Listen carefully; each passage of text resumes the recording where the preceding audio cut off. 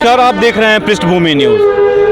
आज झारखंड के मुख्यमंत्री हेमंत सोरेन गोपनीयता की शपथ लेने वाले हैं। इस वक्त हम मौजूद हैं रांची एयरपोर्ट पर, जहां पर तमाम बड़े चेहरे मौजूद हैं। कुछ लोग अपने शीर्ष के नेता को रिसीव करने के लिए आए हैं, तो कुछ अपने नेता को देखने के लिए भी आए हैं। हमारे साथ इस वक्त मौजूद हैं मनिका के कांग्रेस विधायक रामचंद्र जी। उनसे जुड़ेंगे, उनसे बातचीत करेंगे।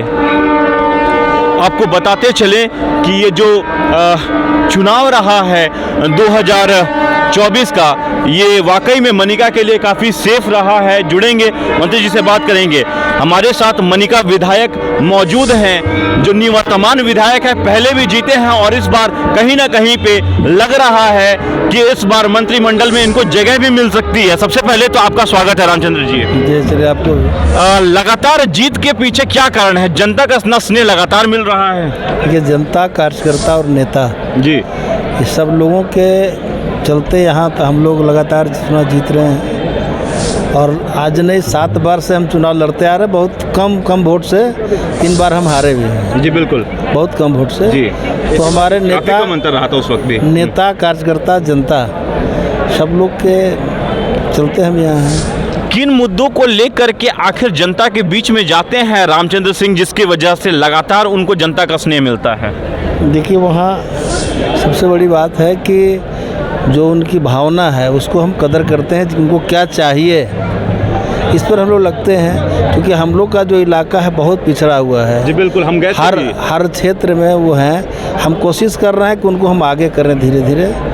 मनिका की अगर बात करते हैं तो एक समय पे काफ़ी नक्सल प्रभावित भी था, हालांकि अब ऐसा नहीं है, लेकिन फिर भी काफ़ी पिछड़ा है अभी भी। अगर अन्य विधानसभा क्षेत्रों की बात करें तो उसको आगे लेकर के आने की दिशा में किस तरह से रामचंद्र सिंह इस बार काम करेंगे? देखिए, अभी बता रहे हैं कि अभी हम लोग सब लगे हुए हैं कि जहाँ जिसकी ज़रूरत है, अभी हम टूरिस्ट के बढ़ावा दे करके वहाँ के लोगों को, स्थानीय लोगों को ला करके रोज़गार दे के हम बढ़ा सकते हैं। शिक्षा के विकास करके वहाँ जो दबे कुचले लोग हैं उनको हम आगे बढ़ा सकते हैं। जब हम शिक्षा के विकास करेंगे तो निश्चित रूप से हम आगे बढ़ जाएंगे। कांग्रेस को सेफ रखते हैं आप हर बार, ऐसा लग रहा है मनिका में, क्योंकि अगर हारे भी हैं पहले तो काफ़ी कम अंतर से हारे हैं।